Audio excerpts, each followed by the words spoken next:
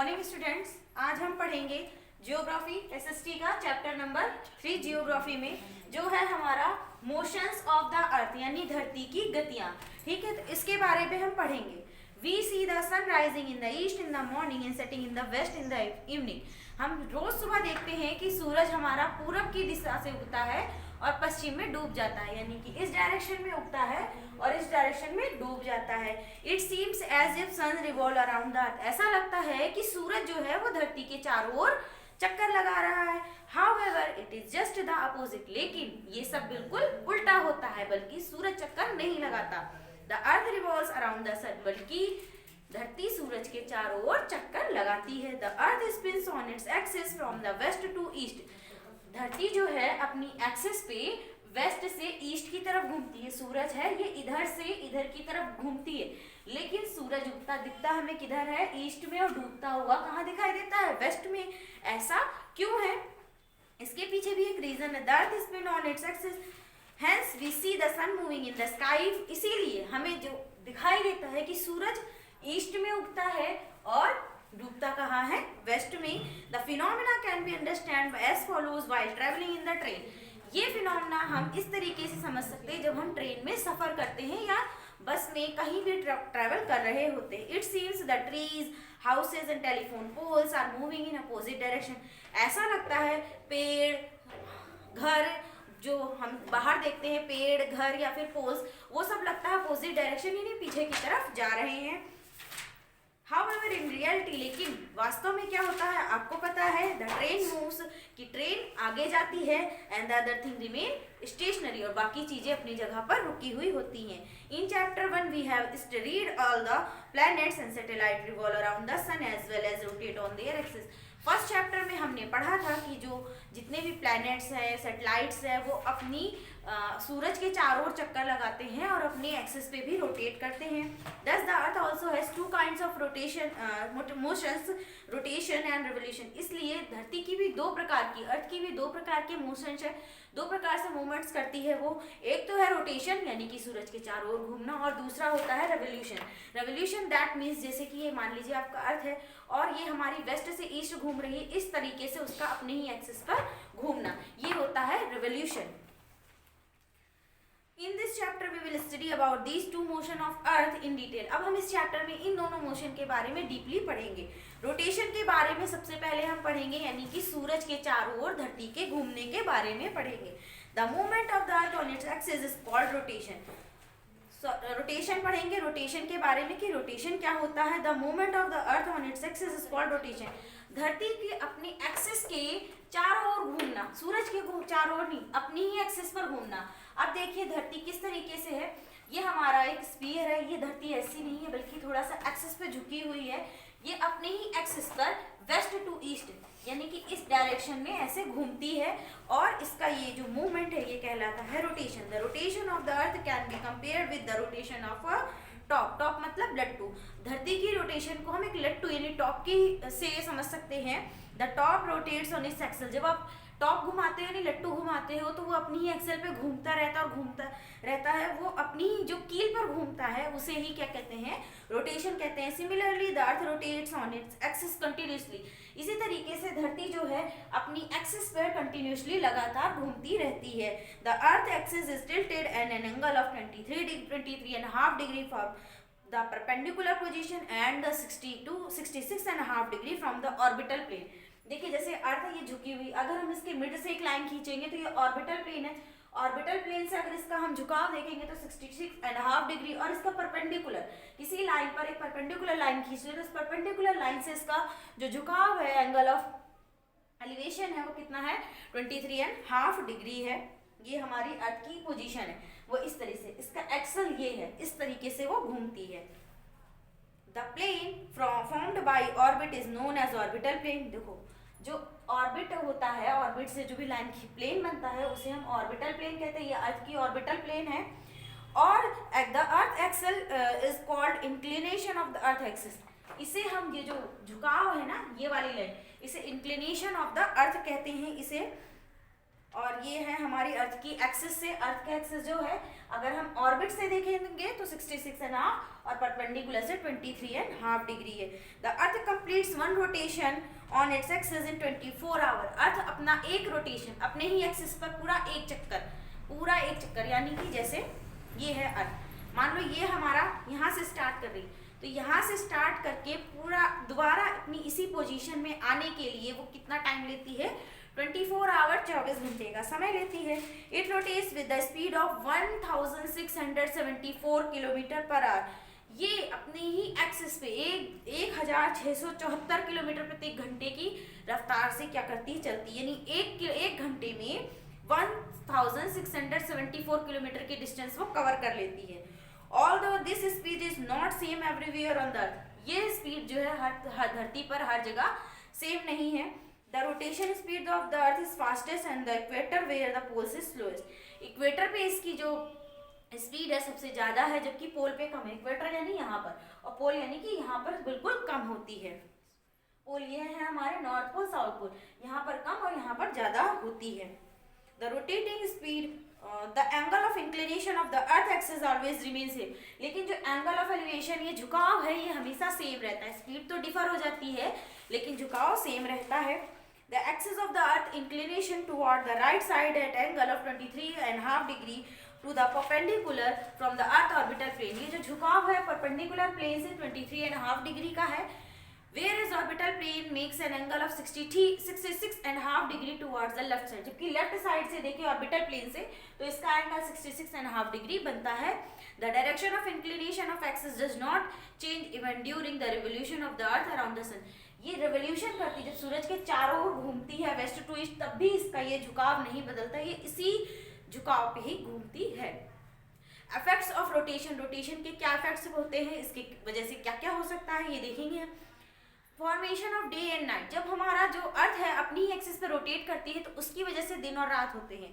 अब हम ये समझेंगे कि दिन और रात कैसे होते हैं।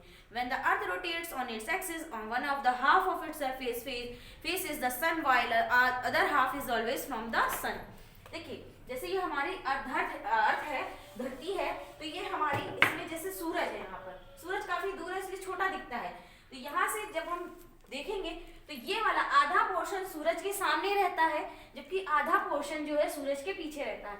इतने पोर्शन में हमारी सनलाइट पहुंचती है और पीछे वाले पोर्शन में सनलाइट नहीं पहुंचती है। तो जिस पोर्शन में सनलाइट पहुंचती है वहां पे तो दिन होता है, और जो पीछे वाला पोर्शन है वहां पर रात होती है। अब अर्थ कैसे घूमती है, वेस्ट टू ईस्ट, यानी कि ऐसे घूमेगी। तो जैसे जैसे जो पीछे वाला हिस्सा आगे आते जाएगा उधर दिन होती जाएगी रात से, और जिधर दिन है वो पीछे जाएगा तो वहां पर रात होने लगेगी।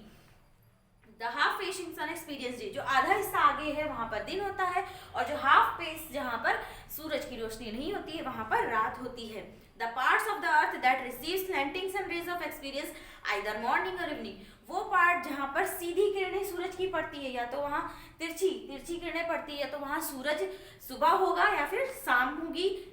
Since the slanting sun rays fall on the large area on the earth, इसलिए जो slanting rays है, इसकी जो सूरज से आने वाली किरणें हैं, ये लार्ज एरिया पे पड़ती है। सूरज की जो आने वाली किरणें हैं धरती के एक बहुत बड़े एरिया पे पड़ती, थोड़े पे नहीं पड़ती, काफी एरिया पे पड़ती है एंगल की वजह से।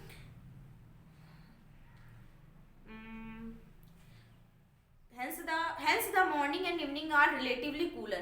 इसलिए जो मॉर्निंग और इवनिंग है ये रिलेटिवली कूलर होते हैं, क्या होते हैं, ठंडे होते हैं, क्योंकि वहाँ पे स्लैंट पड़ती है, तिरछी पड़ती है। सबसे ज्यादा जहाँ पड़ेगी वहाँ तो दोपहर का समय होगा, जहाँ पर कम पड़ेगी या तो वहाँ सुबह होगी या शाम होगी। तो जब सब कम रोशनी होगी तो वहाँ पे ठंडा होगा मौसम। At noon, दोपहर में the sun rays are moves vertical since they fall on a smaller area of the earth। जो वर्टिकल लाइन है यानी कि सीधी जो लाइन आ रही है वो बहुत, देखिए आप, बहुत कम एरिया पे पड़ेगी। स्लैंट वाले पे ज्यादा होगा, जबकि जो हमारी सीधी वाली है वो वाला एरिया बहुत कम होगा। तो ये इस समय दोपहर के समय में जो कम एरिया है वहां पर नून होता है, जहां पर कम रोशनी पड़ती है सूरज की सीधी, वहाँ पर दोपहर होती है, it is hot at noon, इसीलिए दोपहर के समय में गर्मी होती है, क्योंकि उस समय जब भी दोपहर में गर्मी होती है तो सूरज की सीधी किरणें पड़ रही होती है। The period of diffuse light before sunrise is called dawn, वो पीरियड जो सूरज से सनराइज से पहले जो लाइट रहती है, डिफ्यूज होती है, वो डॉन कहलाता है। The period diffuse light after sunset is called dusk, और सूरज के डूबने के बाद जो लाइट रहती है वो क्या कहलाती है, डस्क कहलाती है। सूरज के उगने से पहले जो लाइट का डिफ्यूजन वो डॉन, और सूरज के डूबने के बाद वो क्या कहलाता है, dusk. The circle which divides the earth into day and night is called circle of illumination, वो सर्किल जो अर्थ को दिन और रात में डिवाइड करता है वो सर्किल ऑफ इल्यूमिनेशन कहलाता है। In other words the circle illumination is an imaginary line, अगर हम दूसरे शब्दों में कहें तो ये बनाई हुई अर्थ की लाइन नहीं है जो हमारी लाइन है इल्यूमिनेशन की, सर्किल ऑफ इल्यूमिनेशन की, बल्कि ये एक इमेजिनरी लाइन है, काल्पनिक लाइन है जो हमने अपनी सुविधा के लिए समझने के लिए खींची हुई है। The lighted part of the earth from the dark one, अगर हम देखें तो ये वाली हमने जो लाइन खींची है इधर से, तो ये वाले हिस्से में तो सूरज की रोशनी पड़ेगी जबकि इधर नहीं पड़ेगी, तो ये वाला हिस्सा जो ये हमने लाइन खींची है ये हमारा खुद का खींचा हुआ इमेजिनरी है, धरती पर नहीं बना हुआ है, ताकि हम इसको समझ सके। अकरिंग्स ऑफ टाइड्स, यानी कि टाइड्स का आना, ज्वार का आना। The rotation of earth causes tied in oceans, जो अर्थ की रोटेशन है इसकी वजह से समुद्रों में ज्वार आते हैं। ज्वार मतलब पानी का आगे बढ़ना और पीछे जाना। The gravitational force of the sun and moon causes high tides, तो अब जो भी दो चीजें होती है तो उनके पीछे कुछ फोर्स लगता है। जब सूरज के चारों ओर अर्थ मूव कर रही है तो अर्थ का भी कुछ ग्रेविटेशन फोर्स होता है, और मून सूरज धरती के चारों ओर घूमता है तो मून का भी कुछ ग्रेविटेशनल फोर्स होता है। इन दोनों के ग्रेविटेशनल फोर्स की वजह से हाई टाइड्स आते हैं, बड़े ज्वार आते हैं। The gravitational force of earth causes low tides, जबकि धरती की खुद की ग्रेविटेशनल फोर्स की वजह से लो टाइड्स होते हैं। This is causes tide twice a day, इसलिए दिन में 2 बार क्या आते हैं, ज्वार भाटे आते हैं, टाइड्स आते हैं। डिफरेंस इन लोकल टाइम, यानी कि स्थानीय समय में अंतर। अब जैसे कि आप देख लो, घड़ी मिला लेंगे कहीं भी, अगर वहाँ लोकल टाइम होगा तो अलग होगा। अब जैसे हमारे जहाँ पे धरती, जहाँ हमारा जो इंडिया है वो शुरू कहाँ से होता है, इंडिया यहाँ से शुरू होता है और खत्म यहाँ होता है, यानी ईस्ट से शुरू होता है, वेस्ट पे खत्म होता है। तो देखिए हमें मालूम है कि जो धरती है सूरज उगता तो ईस्ट में है, और सॉरी उल्टा हो गया, तो ये देखिए यहाँ हमारा जो यहाँ से इंडिया स्टार्ट होता है, यहाँ वेस्ट में सूरज डूब जाता है। तो यहाँ पर हम देखते हैं कि यहाँ पर सूरज पहले उगेगा, जबकि यहाँ सूरज बाद में पहुंचेगा, क्योंकि धरती घूमती है। तो यहाँ पर सूरज पहले उगेगा, यहाँ पे उस समय क्या होगी, रात होगी। तो इस हिसाब से यहाँ पर हमारे लोकल टाइम भी अलग होते हैं, यानी कि यहाँ पर हमारा अरुणाचल प्रदेश में सूरज पहले उगेगा और हमारे गुजरात में सबसे लास्ट में होगा। इसी वजह से दोनों में क्या होता है, डिफरेंस होता है टाइम में। The earth takes 4 minute to rotate 1 longitude, earth जो है घूमने में, 1 डिग्री घूमने में 4 मिनट का समय लेती है। यहाँ पर हमारा डिग्री में डिवाइडेड है, 1 डिग्री जब घूमती है तो 4 मिनट का समय लेती है। अब इसमें जितने डिग्रीज का डिफरेंस होगा उतना टाइम लेगी, इसलिए उतना डिफरेंस होगा। Difference in the direction of wind and oceans current, इसकी वजह से यानी अर्थ की रोटेशन की वजह से जो है डिफ्लेक्शन होता है, बदलाव होता रहता है ओशियन करंट्स में और विंड में। एक जैसी हवा नहीं बहती है, कभी नॉर्थ की तरफ बहेगी, कभी साउथ, कभी दूसरी तरफ। हमेशा डायरेक्शन जो होती है जो एयर की, हम आप वो देख सकते हो हर सीजन में बदलती रहती है। वो किस वजह से होता है, अर्थ की रोटेशन की वजह से। The rotation of the earth causes deflection in the direction of wind, earth की रोटेशन की वजह से जो विंड की डायरेक्शन है और ओशियन करंट की डायरेक्शन है वो भी क्या होती है, बदलती रहती है। The earth rotates from west to east, earth जो है वो वेस्ट से ईस्ट की तरफ घूमती है। And so the ocean currents and wind flow east to west, जो धरती है वो वेस्ट से ईस्ट की तरफ घूमती है, जो लेकिन करंट है वो ईस्ट से वेस्ट की तरफ घूमते रहते हैं। जो हमारी विंड है और ओशियन करंट है दोनों ही। कॉन्सेप्ट ऑफ डायरेक्शन, यानी अब डायरेक्शन का कॉन्सेप्ट क्या है, सूरज की वजह से ही, मतलब अर्थ के रोटेशन की वजह से ही हमें डायरेक्शन भी पता चलता है। Due to the rotating movement of the earth, earth की रोटेटिंग मूवमेंट की वजह से we come to know the direction of sunrise and sunset. हम 2 डायरेक्शन तो पता चल गई कि सन किस डायरेक्शन में राइज होता है और किस डायरेक्शन में सेट होता है। तो सूरज के उगता किधर है, ईस्ट में, और डूबता किधर है, वेस्ट में। तो ये तो हमें पता चल गया कि जिधर से सूरज उगेगा वो डायरेक्शन ईस्ट है, जिधर डूबेगा वो हमारा वेस्ट है।